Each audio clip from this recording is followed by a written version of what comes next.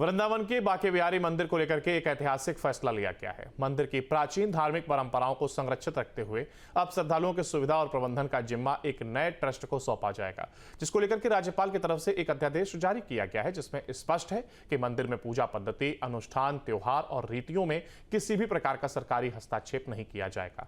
नए ट्रस्ट श्री बांके बिहारी जी मंदिर न्यास में कुल 18 सदस्य होंगे, जिनमें से 11 नामित और 7 पदेन ट्रस्टी होंगे। सभी ट्रस्टियों का चयन इस शर्त पर किया जाएगा कि वे सनातन धर्म को मानने वाले हिंदू हों।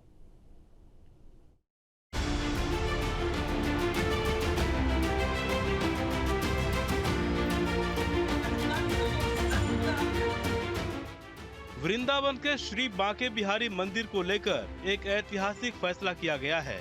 मंदिर की प्राचीन धार्मिक परंपराओं को संरक्षित रखते हुए अब श्रद्धालुओं की सुविधा और प्रबंधन का जिम्मा एक नए ट्रस्ट को सौंपा जाएगा। इसको लेकर राज्यपाल ने अध्यादेश जारी कर दिया है। उम्मीद जताई जा रही है कि ट्रस्ट के हाथ में प्रबंधन दिए जाने से मंदिर का संचालन सुव्यवस्थित और पारदर्शी हो सकेगा। वृंदावन के बांके बिहारी मंदिर का प्रबंधन और श्रद्धालुओं की सुविधा की जिम्मेदारी श्री बांके बिहारी मंदिर न्यास संभालेगा, जिसमें 11 ट्रस्टी नामित किए जाएंगे, जबकि अधिकतम 7 सदस्य पदेन हो सकेंगे। सरकारी और गैर सरकारी सभी सदस्य सनातन धर्म को मानने वाले होंगे। इस संबंध में राज्यपाल द्वारा अध्यादेश जारी कर दिया गया है। अध्यादेश के मुताबिक मंदिर में पूजा पद्धति, अनुष्ठान, त्योहार और रीतियों में सरकारी हस्तक्षेप नहीं किया जाएगा।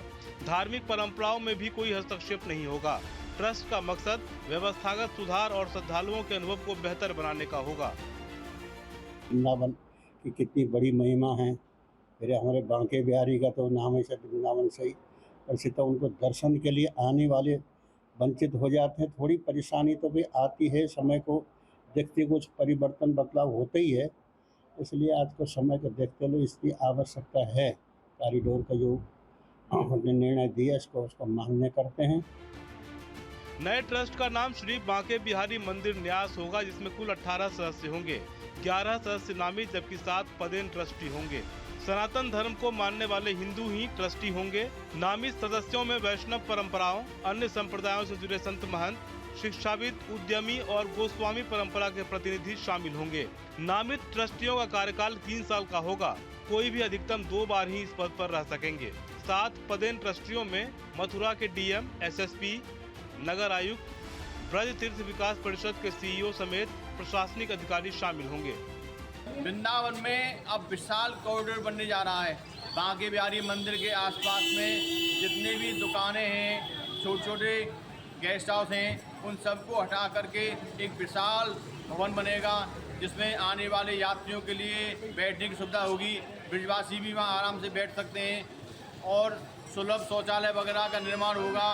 बड़े बड़े रोड बनाए जाएंगे। इस कॉरिडोर बनने से ट्रैफिक का जो जाम लगता था उसकी समस्या से निजात मिलेगी।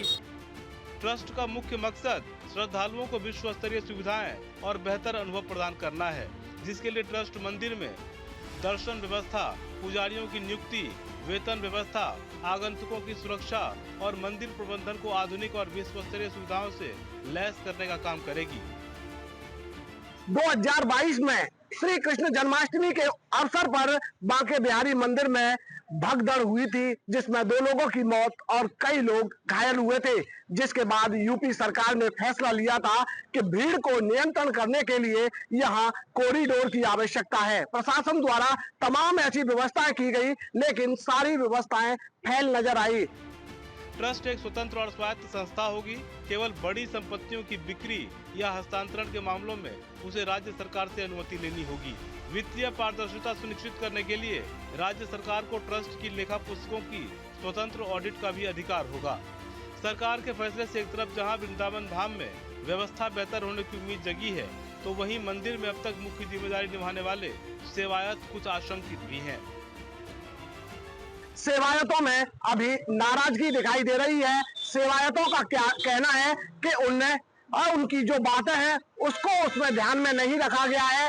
ट्रस्ट में मात्र 2 बांके बिहारी मंदिर के सेवायतों को रखा गया है। किस तरीके से पूजा पाठ होगा, किस तरीके से वहां की व्यवस्थाएं होंगी, ये ट्रस्ट तय करेगा। तो तमाम जो पावर बांके बिहारी मंदिर सेवायतों के हाथ में रहती थी, वो पावर अब ट्रस्ट के पास चली जाएगी।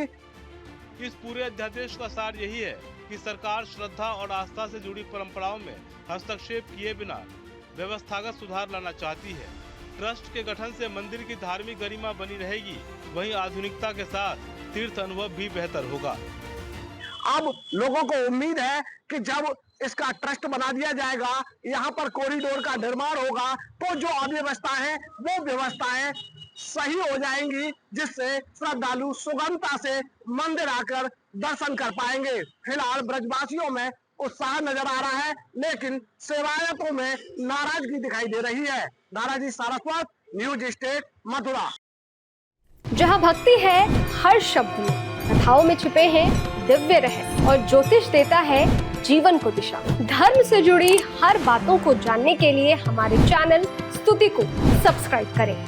चैनल पर जाने के लिए इस लिंक पर क्लिक करें।